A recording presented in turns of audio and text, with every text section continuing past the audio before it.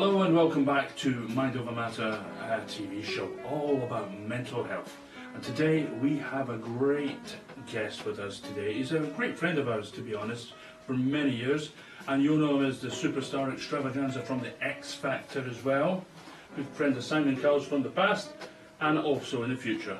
But yes, we have some things to find out about Stevie and his travels in mental health, haven't we, Sapphire? We have indeed, and you know, Stevie is such a great guy, and we're going to find out a lot about him today that you've never known before. No stone will be left unturned, as Stevie will discuss about his trials and tribulations through mental health. Absolutely. So where do we begin with you, Stevie? How did it start off when you were a young Wow. star? Or? Where do I begin with this? This is, for me, I mean, because I'm used to being on that chair, you know, and interviewing you two, so this is like a bit of a vice versa thing for me now. So I'm going to just sort of kind of go from the beginning. You know, I suppose when at school I was a bit of a, I suppose a bit of a lonely child, really. I was talking to Rhea earlier, and I kind of related to her, a bit of a misfit. And I was, you know, I find it hard to fit in. And one of my friends always said to me, he goes, Steve, when people meet you, they're either going to love you or be confused by you. And for me, that is so true, because at first people are, oh, I'm not sure about him. And then when they get to know me as a person and dive deep into me, and they go, oh, he's all right, I quite like him, he's lovely, I love him, yeah. So it's one, there's no in between, you're either confused or you love me. A bit like Marmite, you love me or hate me kind of thing. Yeah. So I when I was a kid, I was just literally growing up, and I didn't know what I was doing, and it wasn't until I was 15 years old. I was 15 years old, and I was in a production of Grease, my school musical, and I played Kaniki, and I sung "Go Grease Man in the burning of the courtroom," and it was brilliant, brilliant. I absolutely loved it. Everyone said I should be Danny. From then on, I thought, this is what I want to do in my life. I want to be a performer. I want to be an entertainer. I want to be on stage for a living and make people smile and happy. So that's what I've done. So this is where it gets interesting. So at 17 years old, I got into an acting school in London, a very well-known acting school in London. At 17 years old, I was the youngest possibly in the country to get in a 3-year actor course. Unheard of, really. You've got to be 18 and above, or at least have some life skills. I got in through just talent, not because of anything else. I had to dance, I had to sing, I had to act, a whole lot. Anyway, got in. Thought, brilliant. My mum and dad then put themselves into debt, like as in remortgaged the house for 30, I think it was like 30 grand, remortgaged the house, just so for me to go to drama school. So this is hard for me.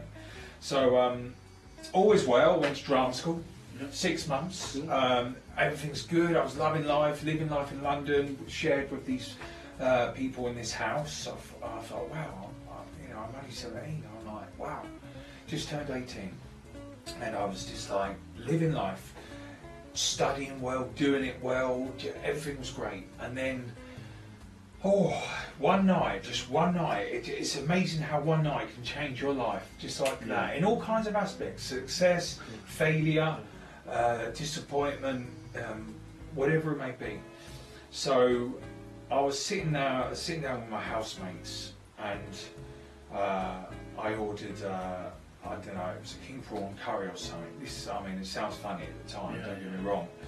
And I was eating, and all of a sudden, I started to get like tight-chested. I was like getting really tight-chested, really bad tight-chested, and I was getting panicky. I was just sort of shaky a bit. I was sort of finding it hard to breathe. Phoned my old man up. I said, Dad, look, something's going on. I don't feel great. He said, son, don't worry, that you're just having a panic attack, don't worry, just breathe and calm down, you'll be fine. Thought nothing of it. Next morning I got up, still tight-chested. I was like, oh God, I don't like this. Anyway, this went on for like a couple of weeks, and all I wanted to do was just get home away from drama school. My head went in it, I weren't feeling right, I just wasn't feeling great. So anyway, cut a long story short, I had to leave drama school. because of that reason. I weren't prepared for it mentally, physically. I was young, you know, I didn't have no life skills. I had talent, from what I think, but I just had no life skills. So I left drama school, and it was one of the biggest regrets I had in my life, because I let my mum and dad down. I felt, you know, 30 grand remortgage, and they've kind of pretty much lost their money. So I quit drama school as an actor, but they say everything happens for a reason in life, don't they? So it just got worse and worse after that. When I left drama school, I couldn't leave the house or go on a train. I thought I was going to die. I thought I was going to have a blood clot, a heart attack, whatever it may be. I could not leave the house, like, and go on a train. So I had to work, so I just went at work to like 10 minutes up the road in my town, and it was just, I cannot tell you how gutted I felt that I left and everything, and I just realised that I had a bit of a mental health issue, so I had to go to doctor. So I went to doctor, and the doctor prescribed me these, I don't know, some sort of pills. I don't think they were happy pills, but they were more kind of to calm me down. To relax you. Yeah, Like that, and to stop my heart from beating so quick. But every week, without fail, I used to go and see doctor. I've got this wrong with me. I've got that wrong with me. I've got this wrong with me. I've got that wrong with me. So anyway, so right, I'm gonna recommend you for a counsellor, you know, a psychiatrist or whatever it was. So I was like, okay. So for a year, I went to see the psychiatrist, and I explained what's wrong with me, and she said, yeah, you've got mental health problems and panic attacks, I think she said, and anxiety as well on top of that. And you can imagine the anxiety, all three really. I was like, what's going on? What is going on? Yeah, because they do come in hand, don't they? The all three. All three combined, and you can imagine how that is. It mucks your head up. So a whole year, and I didn't have the confidence to go out anywhere, even going out on a nightclub to sit with my friends. I just want to go home. I wasn't enjoying it. I couldn't enjoy it because I thought, I'm gonna die. I'm gonna have a heart attack. You felt safe behind closed doors. Behind in my house with my parents, it's like a safe haven. So when you do eventually, you know, leave the house, you're like, oh no, something's going to happen to me. Did you have anybody there to support you through the bad times when you were outside? Yeah, I had my parents, I had all my loved ones, I had my family, I had, and I also had the counsellor as well to help me through once a week, but this is when it got interesting, because I thought, I can't go on like this anymore, I can't. I left drama school in a really bad way, AWOL, almost. And anyway, I got offered, I thought, fuck it, I know, excuse my French, I know what I do. I'll go and be an entertainer at a holiday park. That's what I do. So I literally, I auditioned for this holiday park, and then got back home, there was an answer phone. There was like a voice note on the answer phone, and funny enough, it was a job I turned down previous because I didn't want to leave home. Anyway, this is a job for, I called for Stevie. Wondering if he wants to do a summer season at Pontins this year. And I thought, I said to my parents, look, I've got to do this. If I don't do this now, I'm always going to be never leaving home. You're going to be stuck in a rut. Basically, trapped in my own head, and forever having anxiety and no confidence of leaving home. I said, well, I've got to do this. I've got to do this. And so I took the plunge, and believe you me, I went there. I took the plunge. It was so hard for the first 2 months. Obviously, being away from home and not knowing really many people at that camp. It was great. It was so hard, but you know what? I found peace within myself. I got confidence back. And if it weren't for Pontins, I still say this to this day, if it weren't for Pontins, I would have never been in the position I am today. So that call was vital towards your health. Absolutely. And it saved you as well, didn't it? It did. It absolutely saved me, because otherwise I would still be in the same position. So Pontins saved my life, my confidence, and it got me to where I am today. Obviously, X Factor, Celebrity Big Brother, amongst other things, you know. And I always say to people now that want to go in this business, if you want to go into this business, go and do a couple of seasons at Pontins, Butlins, or whatever, Haven. You will learn everything, and you get confidence. You learn to work an audience on a microphone, everything. And I always say that. I said that to my daughter. Go and be a trooper. You'll love it. If she wants to go into the business. Can I ask, when you were doing all that at Pontins and stuff like that, singing and that, did you still stay on the pills, you know, from the doctor? I come off like all that kind of calm pills. I literally, in fact, I almost jacked them in as soon as I went to Pontins. I thought I'm not gonna do this anymore. So yeah, that's pretty much my story in a nutshell. It's amazing how things can change in a night, but also in a day when you get a call which you need to do what you need to do. Yeah. So now I'm, touch wood. I mean, don't get me wrong, no one's perfect. I have my issues still, but so I'm do all you good. feel like you went down the right path, though? You know, when you got offered that and you went down that path, because it led you on to other opportunities, didn't it? Yeah. In the end. Absolutely. I went back to drama school 2 years later at a musical theatre college, and I passed. I'd done a whole year, no problems at all, passed with merit, because I've always wanted to be in a musical. Something I've never done yet, but not West End anyway. So that was pretty much me, and now I'm here with you two. I've done a bit of presenting earlier. I'm doing bits and pieces. And your mindset is focused on everything you want to do now. You've got the goals set in motion, and that's the most important thing. Absolutely, 100%. You know, I know what I want now. I know what I need to do. I'm 43 years old. I'm not getting any younger. I'm getting older and uglier, if anything. So watch this space. Well, you're a beautiful guy, and we loved having you as much as you've loved having us. Lovely. This is Mind Over Matter with Zed, And Saka. and of course our great friend and our guest, and our co-host as well, Stevie Ritchie. Gosh. God bless. And thank you for sharing your story with us Thank you very today. much. Thank you very much. Stay guys. tuned for more on this fantastic channel. This is Mind Over Matter, episode 6.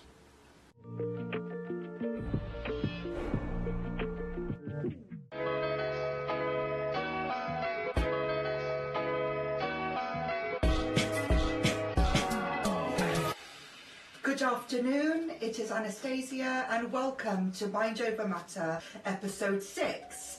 We're here to introduce a lovely special guest today. She is called Zara Palmer. Zara appeared on X Factor and of course many other TV shows, as well as being a model. And she will be sharing her mental health story and how she overcame it. So, welcome. Thank you for coming today. Thank you so much for having me. It's a pleasure to be here. Yes. So, if you just introduce yourself and tell me what you've been doing, because I know that you appeared on X Factor. Yeah, I did. Since then, I have tried in 8 countries. I've had a few different releases. I'm working on some film, do some presenting. I'm actually working on a brand new film at the moment called Gangs of Soho, which is amazing. It's got a lot of old school gangsters in there as they're older, and then they come back as actors. Oh wow! It's absolutely phenomenal. So you guys need to check it out soon. It is a really great thing. I've got a couple new releases coming out this year. So yeah, it's all systems go, dear. That's great. And you do modelling as well. I do. I do international. Believe it or not, I shouldn't say this. I do a bit of artistic glamour, which is great. A lot of black and white photos, a lot of bikini. I really enjoy it. I'm a bit of a show, so as you can tell. That's good. Yeah. Okay, so in terms of what you've been through,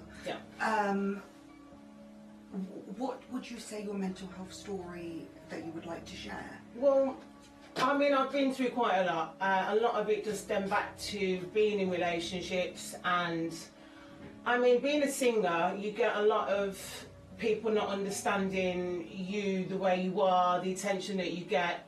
So what people try and do is they try and break you down to make you feel like you are worthless and that you are nothing, and that you just don't feel like you can even get out of bed, you can even go on. It's quite heartbreaking. And then it comes to violence, it comes to talk, my dad calls it psychological warfare, and someone really messes with your brain. I've been in situations where someone's nearly killed me. I've had someone hold me at knife point for 9 hours. It was absolutely insane. Tried to hang me out the window. Same guy. And got loads of medication. He was going to give it to kill me. He even emptied my suitcase out because he was going to put me in a suitcase. It was it was just so happened that someone heard it 9 hours later. They called the police. Yes. And they drove past, and I was like, please, this is it, I'm gone. And the next thing you know, they just came to the door, and I was like, I've been saved. I could not believe it that I actually was in that situation. So yeah, it's. And he must have taken your phone, so you couldn't even. Oh no, he had the phone. He took it off me, and I thought maybe I'll just jump out the window. It was like something off a movie. It does sound like it, yes. Terrifying ordeal. He broke my nose. He stripped me naked. I mean, he did some really disgusting things, and it was just like that. I managed to survive that. It was just insane. I know I'm getting all upset now, and all miserable, all upset, but yeah, it was really, really hard. But I managed to get over. He got 10 years in jail, so you know, thank God he's off the streets. What did he get charged of? Like. Well, he got it was supposed to be like attempted murder, but they lowered it. I mean, he was in the court and he was shouting at his mum, shouting at the judges. So he's a bit of a mental case. So they're like, he's got to go. I wish he would have got a bit longer, but you know, thankfully he's out of the way for now. So yeah. But anyway, I've went through a lot of situations. I even spoke to my parents about. Euthanasia. I mean, I've done my homework on it. Yes. I was suicidal for years and years and years and years. It's always like I'm living in this dark cloud. It's like you're existing. It's like being in a movie. You know when you're walking forward and everyone's walking through you this way in a movie. I know what like you you're mean. there, but you're not there. Yes. And that's what I was like. I was cut off from my friends, my family. Was it due to that relationship? Oh yeah. One of my relationships, and it's just like how. Someone can make you feel like that. I couldn't go to work, I wasn't allowed to go to work, I wasn't allowed to perform. If I did, I'd get dragged off. Everything was always just, you cannot perform. It was always the jealousy around me being a performer. And I don't know why people get like that, it's strange. But yeah, it's been a hard one. But yeah, talking about euthanasia, I did that homework and I was like, instead of going through me feeling suicidal all the time and feeling upset all the time, I just want to get out of here. I want to say goodbye to everyone. Sorry, I'm getting upset. Whew. It's okay. I know. It's really, really hard. But you're so strong. Yeah, I know I am. So I look back and think, how was I that person? Yeah. Like, do you know what I mean? How could I have even let someone do what they've done to me? It was, you know, nearly kill me. Like, it's insane, absolutely insane. But I wonder. You thought your life was ended. Yeah, exactly. So I just thought one day I woke up and I thought, don't be a victim. What are you doing? Don't let this beat you. Get yourself up, get your ass up, and get out there and do what you do best. Music's my thing. Music is my life. So then I started writing music, listening to music again, and that's what picked me up. Music. It was just, no matter what you're going through, no matter what emotion, music's the thing that's always there, that I've always got. That's the only thing I do have is my voice. Do you know what I mean? I've got my parents, obviously. At the so time, it's kind of like when you sing, you're kind of releasing that emotion, yeah. It's a way of, Yeah, it's a good bit of therapy, a really good therapy. It's like you write about how you feel, you sing it. So is that like, how did you overcome this then? Is it through singing? Is it through talking to people? No, talking to people, I'm not really a talker. I am talking to you now, but I mean, I never called them and go, Mum, you know, like I never did all that. I just felt like I was on my own, and you get shut off, so you shut yourself off. So really, I was my own worst enemy, spending every day in bed, couldn't go out. And I just thought, let me just write about how I'm feeling, because I can't keep living like this. And then I knew that there's something missing. It was music. So then I started writing music, and and that's what it was. And did you take any medication? Like? Oh yeah, no, I tried. I did try that because I had bad anxiety, post-traumatic stress. I think and I feel like I could never sleep. I was always crying every single day, and that kind of helped calm me down. And I thought, I don't really want to live taking tablets for the rest of my life. Can't do that. No, exactly. But they kind of stopped me thinking, so I was kind of floating around like, on cloud nine. I don't want to be floating around, but also I want to think, but not overthink. Yes. Which is quite a hard one to juggle with, you know. But I tell you what also helped me. I got a puppy. Really? I say to anyone, get a puppy. He's a miniature dachshund. I've had him for a year. And he really is the thing. I mean, he helps me get out of bed every day, cuddles and kisses every day. It makes me go out, walking to the park, I go to the gym with him. It's they keep you busy. Yeah, well. he does. Yeah, after you've got something else to look after. Whereas if I was on my own, I'd probably spend most of the time like being miserable. Yes. But the funny thing is, my landlord was like, "Okay, well, he's got to go now," and I was like, "I've had him for a year," and he's like, "No, he's got to go." So I'm just trying to figure out that one. I was like, can't take my puppy. That's my life. Yeah. Yeah, it's been really hard. Like, someone's looking after him. Last week, he's had him now for a week.